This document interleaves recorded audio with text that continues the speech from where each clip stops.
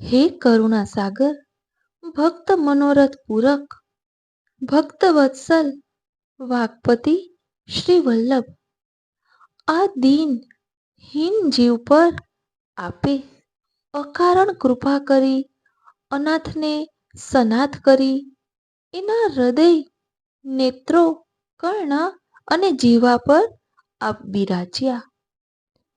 આપના ગુણગાન ગાવા એને નિમિત્ત બનાવી, એની લાલનાને આપે અનુરાગથી અંગીકાર કરી.